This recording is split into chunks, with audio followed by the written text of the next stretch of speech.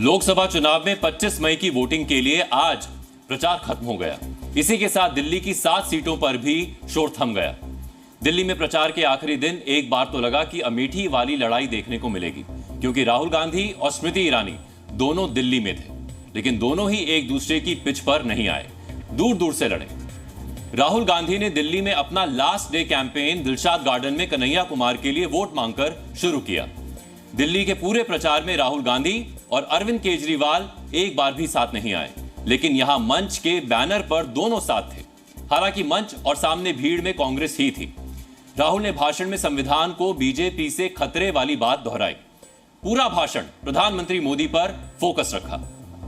आपने नरेंद्र मोदी जी के इंटरव्यू देखे वो जो चमचों वाले इंटरव्यू है, देखे नहीं देखे? वहां पे नरेंद्र मोदी जी बैठते, 4 चमचे आ जाते हैं, देखे आपने? उसमें नरेंद्र मोदी अलग अलग बयान देते हैं।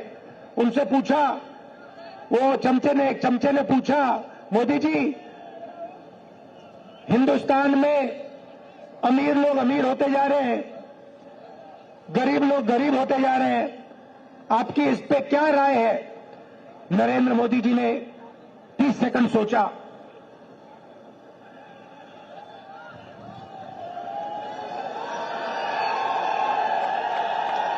फिर कहते हैं, क्या मैं सबको गरीब कर दूं? दिलशाद गार्डन से मंगोलपुरी तक राहुल ने दिल्ली मेट्रो में कैंपेन किया। पूरे रास्ते भर उन्होंने आसपास बैठे लोगों से बातचीत की, छोटे बच्चों को स्पेशल अटेंशन दिया, बीच बीच में सेल्फियां भी चलती रही। राहुल का दूसरा चुनावी शो कांग्रेस कैंडिडेट उदित राज के लिए था। यहां महिलाओं के बीच उन्होंने महालक्ष्मी योजना वाली गारंटी दोहराई। दूसरी तरफ दिल्ली में आज बीजेपी की जीत के लिए स्मृति ईरानी ने 2 रोड शोज किए। पहला रोड शो पूर्वी दिल्ली में हर्ष मल्होत्रा के लिए और दूसरा रोड शो चांदनी चौक में प्रवीण खंडेलवाल के लिए किया। दिल्ली में बीजेपी का मुकाबला 3 सीटों पर कांग्रेस और 4 सीटों पर आम आदमी पार्टी से है, लेकिन बीजेपी के निशाने पर आज प्रचार के आखिरी दिन भी सिर्फ आम आदमी पार्टी ही दिखी। स्मृति ईरानी उसी रणनीति पर चली कि केजरीवाल पर चोट करो, घाव राहुल को लगेंगे, इसीलिए उन्होंने राहुल की बजाय स्वाति मालीवाल का जिक्र किया। आम आदमी पार्टी न सिर्फ भ्रष्ट है, बल्कि आम आदमी पार्टी की महिला कार्यकर्ता अपने ही सीएम के घर में असुरक्षित है। तो चाहे भ्रष्टाचार का मुद्दा हो या महिला सुरक्षा का मुद्दा हो,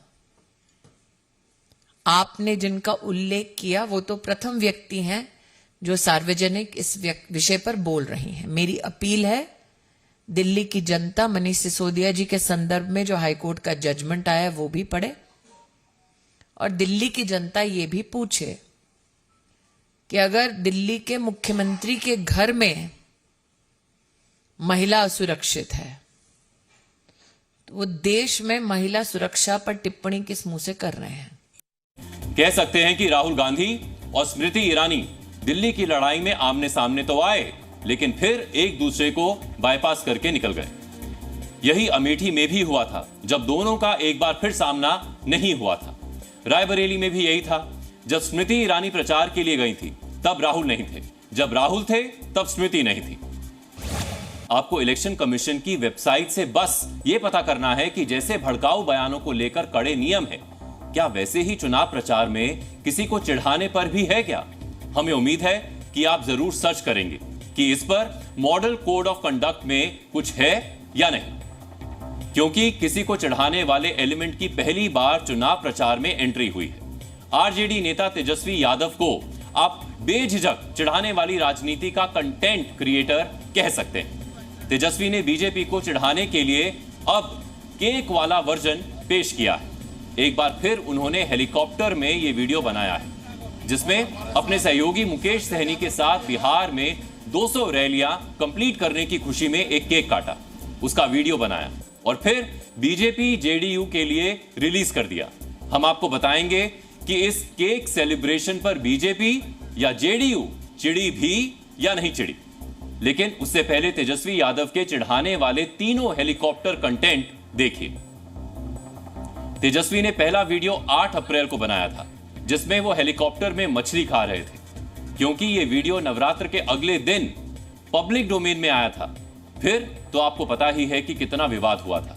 विरोधियों को और मिर्ची लगाने के लिए तेजस्वी ने दूसरा वीडियो 10 अप्रैल को डाला था और पूछा था कि अब संतरा खाने में तो कोई दिक्कत नहीं है भाई। और ये तीसरा वीडियो है जो आज 23 मई को आया है। इसमें तेजस्वी 200 रैलियों का जश्न सेलिब्रेट कर रहे हैं और बता रहे हैं कि वो रेस में कितने आगे हैं। चुनावी राजनीति में विरोधियों के मजे लेने का ये नया स्टाइल है। अब आप तेजस्वी और मुकेश सहनी का पूरा केक वार्तालाप भी सुनिए। 200 सभा हम लोग कर चुके हैं। हाँ 200 और विधानसभा में तो हम इससे भी ज्यादा 250 के आसपास जो है सभाएं हमने की थी। इस बार हम लोग को 250 पार कर जाएगा मुझे लगता है, क्योंकि सातवां फेज में भी बाकी है और अभी आज 200 हो जाएगा। आइडिया कहाँ से आया आपको 200 का केक का? कुछ हम लोग कुछ नया करें, लोगों को मिर्ची लगे चीजें। और आप सबको मिर्ची क्यों लगवाते हैं? चुनाव भी एक तरह का माइंड गेम है, लेकिन जरूरी नहीं अपना कॉन्फिडेंस दिखाकर प्रतिद्वंदी का कॉन्फिडेंस लूज कर दिया जाए।